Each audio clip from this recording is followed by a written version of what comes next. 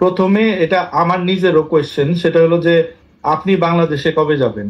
আপনার তো এটা আমাদের মুক্ত বাতাসে শ্বাস নেওয়ার কথা, এবং আমরা চাই যে আপনি বাংলাদেশের ছেলে, বাংলাদেশে মানে গিয়ে বুক ফুলে হাঁটেন, আপনার মানে একজন রকস্টারের মতো আপনি সম্মান পাবেন। তো সেইটার ব্যাপারে আপনার চিন্তা ভাবনা কি, বা মানে এই ধরনের প্রশ্ন যদি মানুষ করে তাহলে কি বলবেন আপনি? আসসালামু আলাইকুম ভাইয়া, সবাই কেমন আছেন? আশা করতেছি আপনারা অনেক অনেক ভালো আছেন। তো আমরা জানি যে পিনাকি ভট্টাচার্য কিন্তু কানাডায় থাকে, তো বাংলাদেশে কেন আসে না সব কিছু নিয়ে কথা বলবেন পিনাকি ভট্টাচার্য সরাসরি লাইভে, ঠিক আছে? আপনারা একটু শুনুন যে তিনি কেন আসে না, আর আসতে পারলেও তার মানে পিছনের কারণগুলো কি, না আসার কারণ মানে আটকে ধরে রাখছে কেন, সেই বিষয়ে কথা বলবে। তো আমরা একটু শুনি। আমি তো আসলে চাইলে আগামীকালকে চলে যেতে চাই, হ্যাঁ। কিন্তু সমস্যাটা হচ্ছে কি, ধরেন অনেকেই গেছে, যেমন ফাহাম গেছে, জিয়া হাসান গেছে, আমি তো দেখলাম যে ও গেছে, ফায়াজ তায়েব গেছে, এবং অনেকেই গেছে। তো আমার অবস্থার ফাহামের অবস্থা এক না। ফাহামের একটা অস্ট্রেলিয়ান পাসপোর্ট আছে, ফায়াজেরও একটা হয় বাংলাদেশি পাসপোর্ট অথবা ওই দেশের পাসপোর্ট আছে। আমার কোনো দেশের পাসপোর্ট নেই, বাংলাদেশের পাসপোর্ট নাই। আমার একটা রিফিউজি পাসপোর্ট আছে, আমি তো রিফিউজি, পলিটিক্যাল রিফিউজি।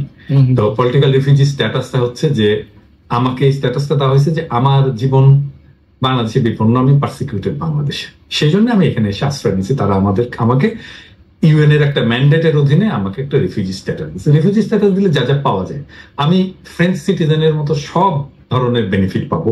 আমি এখানে সম্পত্তি করতে পারবো, আমি কেনাকাটা করতে পারবো, বাড়ি কিনতে পারবো, চাকরি করতে পারবো, আমার জব পারমিট আছে একটা ওই রিফিউজি স্ট্যাটাসের সাথে অ্যাটাচড।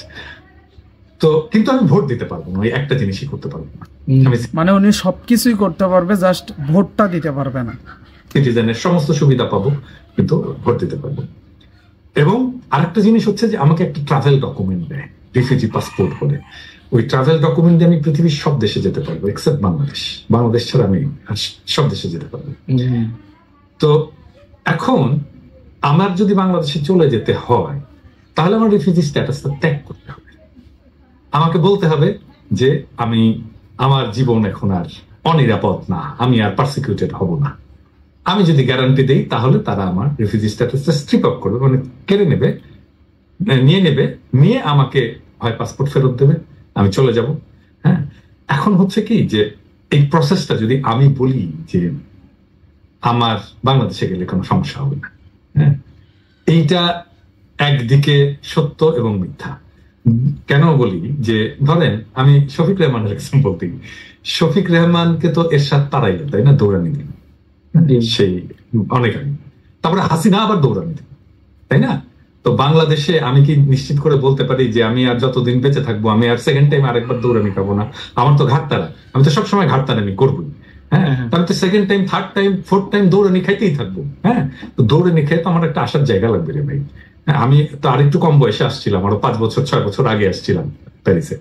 তো আমি যখন আরেকটু বয়স হবে তখন আবার এই দৌড়ানি খেয়ে আমি কি করবো তখন? উনি কি বুঝাইতে যাচ্ছে আপনারা বুঝছেন? মানে উনি একটা জায়গা পাইছে, এখন ওই জায়গাটা ভালো আছে, ঠিক আছে, ওখান থেকে বাংলাদেশের উদ্দেশ্যে অনেক কথা বলতেছে, কেউ কোনো ঝামেলা করতে পারবে না, কেউ মানে কোনো কিচ্ছু করবে না, উনি এখন নিরাপদে আছে, ঠিক আছে।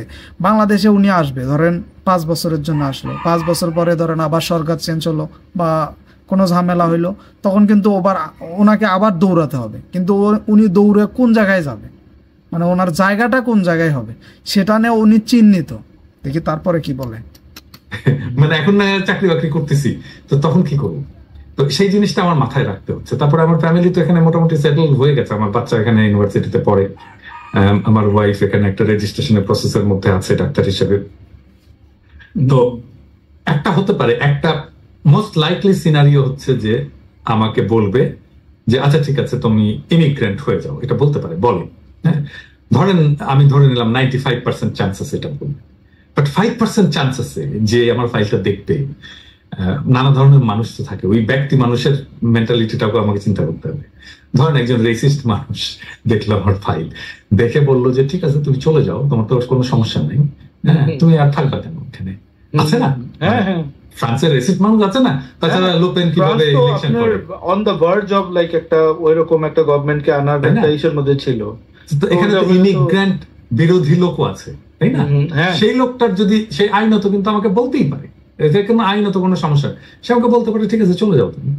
আমি ওই রিস্কটা নেবো কেন রে ভাই? আমাকে যদি চলে যেতে বলে, হ্যাঁ, তাহলে তো আমার এখানে চাকরি বাকরি এটা সেটা সবকিছু বন্ধ করে দিয়ে আমাকে চলে যেতে হবে। শুধু চাকরি বাকরি তো না, আরো আপনি পশ্চিমে থাকেন, আপনি জানেন যে আমরা যারা পশ্চিমে থাকি আমার অনেক ধরনের অ্যাটাচমেন্ট থাকে। আমার ফাইন্যান্সিয়াল অ্যাটাচমেন্ট থাকে, আমার ব্যাংক লোন থাকে, আমি পিএইচডি করতেছি, আমার এডুকেশন লোন আছে, আমার বাসার লোন আছে, অনেক কিছু গ্যাঞ্জাম আছে। তো আমি সেটা তাহলে কি করবো, তাই না? মহা ঝামেলার মধ্যে পড়ে যাবো না? ওনার কথা হচ্ছে উনি ওই জায়গায় মানে ভালোভাবে সেটেল আছে এখন, ঠিক আছে, ওনার ওয়াইফের চাকরি আছে, ওনার চাকরি আছে, প্লাস ওনার বাচ্চা পড়াশোনা করতেছে, মানে উনি সব দিক দিয়ে একজন মানে সিলেক্ট হয়ে গেছে ওখানে, ভালোভাবে এস্টাবলিশড আছে। তো উনি কোনোভাবে চাচ্ছে না, মানে ওনার যদিও ইচ্ছা যে উনি বাংলাদেশে আসবে, কিন্তু অনেক কিছু ভেবে তার কিন্তু আশা হচ্ছে না, এটা আমরা খুব ভালোভাবে বুঝতে পারতেছি। আমাকে সেই জন্য আমার যেটা পরিকল্পনা সেটা হচ্ছে যে আমি যেতে পারি, আমি হয়তো চাকরি ছেড়েও যেতে পারি, হ্যাঁ, কিন্তু আমার একটা অ্যাটাচমেন্ট যেন এখানে থাকে, ফ্রান্সে যেন থাকে, আমি যেন চাইলে চলে আসতে পারি এখানে। এই অ্যাটাচমেন্টটা আমি রেখে তারপরে যেতে চাই, এবং সেই জন্য আমার রিফিউজি স্ট্যাটাসটা ত্যাগ করে একেবারে চলে যাওয়াটা আমার জন্য অপশন না। আমার জন্য অপশন একটা, আমি যদি ইমিগ্রেন্ট হয়ে যেতে পারি। আমি একটু হয়তো ভুল করছি প্রথমে, সেটা হচ্ছে উনি হচ্ছে ফ্রান্সে থাকে, আমি বলছি যে কানাডায় থাকে। তো উনি চাচ্ছে যে ওনাকে ফ্রান্স থেকে এমন কিছু মানে শর্ত অনুযায়ী দেওয়া হোক যে আমি বাংলাদেশে যাব, আবার যেন তারা হচ্ছে ফ্রান্সে আবার ওনাকে আশ্রয় দেয়। সেই রকম যদি কোনো সাপোর্ট পায় ফ্রান্স থেকে, তখন কিন্তু উনি বাংলাদেশে আসবে, অন্যথায় আসবে না, তার কথা অনুযায়ী আমরা বুঝতেছি। এরপরে কি বলে একটু শুনি।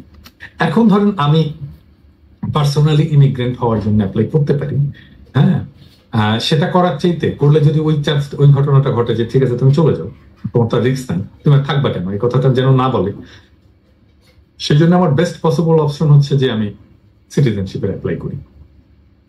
আমাকে কিন্তু আমার অফিস থেকে অনেক আগে থেকে বলতেছিল যে করো করো করো সিটিজেনশিপের অ্যাপ্লাই করি। তো এনিওয়ে আমি এটা করে দিয়েছি আর কি, আমি এটা করে দিয়েছি। তো আমি যদি ইভেন আমার রিফিউজি স্ট্যাটাসটা ত্যাগও করতে চাই, তাহলেও যে সময়টা লাগবে আর আমার সিটিজেনশিপ পাওয়ার জন্য যে সময়টা, সেটা মোটামুটি একই রকম, কাছাকাছি সময়।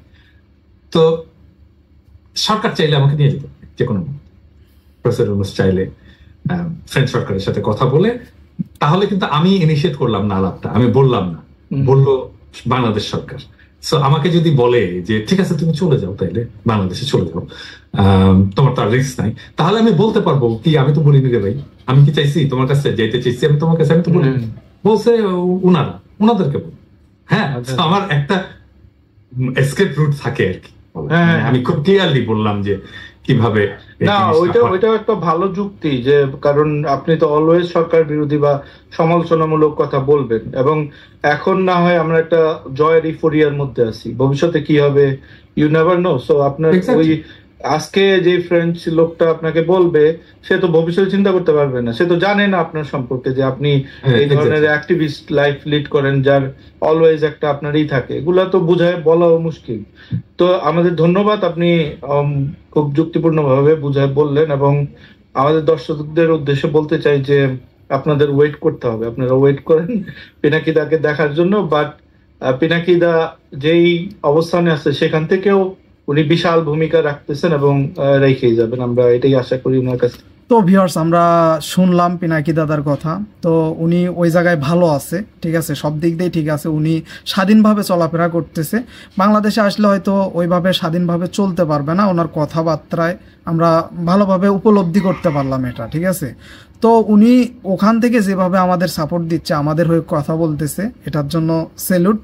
তো ভিউয়ার্স, ভিডিওটি যদি ভালো লেগে থাকে একটা লাইক দিবেন, চ্যানেলে নতুন হয়ে থাকলে অবশ্যই চ্যানেলটিকে সাবস্ক্রাইব করে নেবেন। সবাইকে অসংখ্য ধন্যবাদ এতক্ষণ আমাদের ভিডিও দেখার জন্য।